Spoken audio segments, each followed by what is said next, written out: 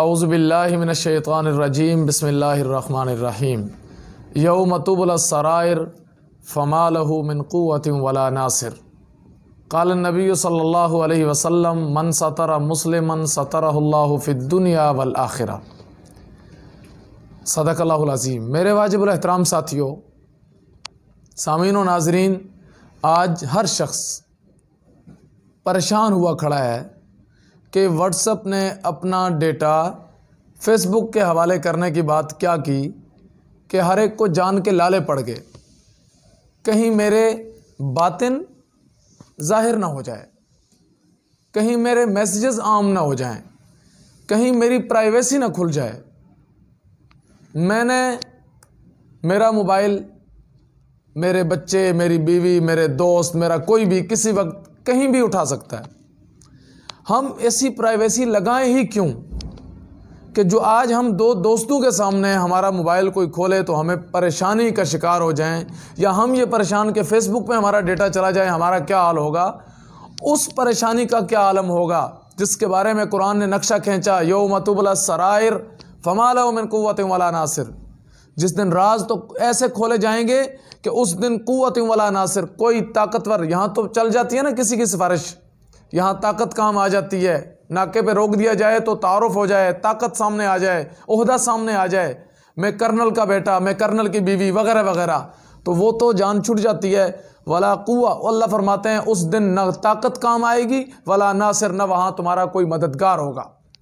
اللہ کے نبی صلی اللہ علیہ وسلم نے فرمایا، من ستر مسلما سترہ اللہ فی الدنیا والآخرہ، جس نے کسی مسلمان کی پردہ پوشی کی، جس نے کسی مسلمان کے راز رکھے، اللہ قیامت والے دن میدان حشر میں پوری دنیا کے سامنے اس کے عیبوں پہ پردہ ڈال دے گا۔ میرے ساتھیوں، اس وقت کیا عالم ہوگا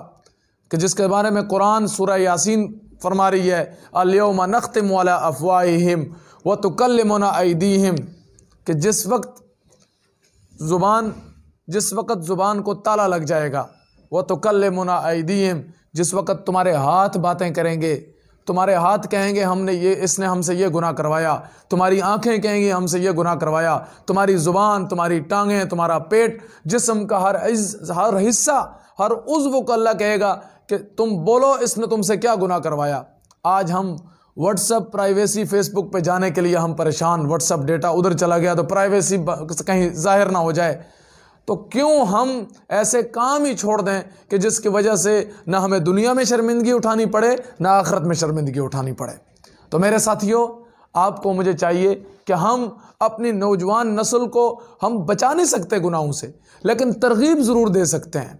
ہم ان کو ترغیب ضرور دے سکتے ہیں۔ آج کا جوان بچہ، جوان بچی شادی کرنا چاہ رہے ہیں تو دودھ کا دودھ، پانی کا پانی ہو جائے گا، اسی وقت بندہ کہ ہاں بیٹا تم شادی کرنا چاہتے ہو، جی، اس بچی سے، آپ کی بیٹی سے، آپ کی بہن سے، اس کو کہا جائے کہ بیٹا 2 منٹ کے لیے، 1 گھنٹے کے لیے اپنا موبائل ذرا ہمیں دو، پاسورڈ کھول کے، تو لگ پتہ جائے گا۔ تو میرے ساتھیوں، اگر ہم اتنی سی پرائیویسی پہ ڈر رہے ہیں کہ میرا موبائل کوئی کھولے تو میرے گناہ سامنے نہ آ جائیں، تو پھر اس بڑی رسوائی کا کیا عالم ہوگا۔ ہمیں اس بڑی رسوائی سے بچنا ہے اور اپنی اولادوں، اپنی نسلوں کو بھی بچانا ہے۔ اللہ ہمیں صحیح معنوں میں گناہوں سے بچائے، اور اگر گناہ ہو گئے تو اللہ سے اس پہ پردہ رکھنے کی اللہ سے التجا کی جائے، اور اگر کسی مسلمان بھائی کا پردہ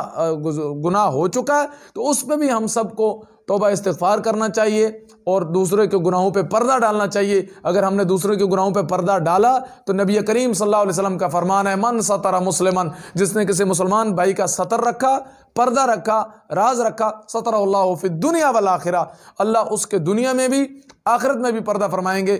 پردہ رکھیں گے۔ اللہ کے نبی صلی اللہ علیہ وسلم نے ایک اور بڑی پیاری حدیث فرمایا کہ جو کسی کے راز کھولتا ہے اور کسی پہ بہتان لگاتا ہے، اللہ اس وقت تک اس کو نہیں مارتے جب تک اسی شخص کے سامنے اس کی رسوائی نہیں کرتے، بلکہ یہاں تک فرمایا، ابو داؤد شریف کی روایت، یہاں تک فرمایا کہ اللہ بسا اوقات اس شخص کو اتنا رسوا کرتے ہیں کہ اس کی اپنے گھر والوں کے سامنے رسوائی ہو جاتی ہے۔ اللہ ہمیں گناہوں سے بچائے اور اپنی اولادوں کو بھی گناہوں سے بچنے کی ہمیں تلقین کرنی چاہیے اور کرنے کی ہمیں اللہ توفیق نصیب فرمائے۔ یہ موبائل ہمیں جنت میں بھی لے جا سکتا ہے، جہنم میں بھی لے جا سکتا ہے۔ بس ایک انگوٹھے کا فرق ہے، پازیٹیو استعمال کیا تو جنت اور نیگیٹو استعمال کیا تو جہنم۔ اللہ ہمیں عمل کی توفیق نصیب فرمائے۔ وآخر دعوانا الحمدللہ رب العالمین۔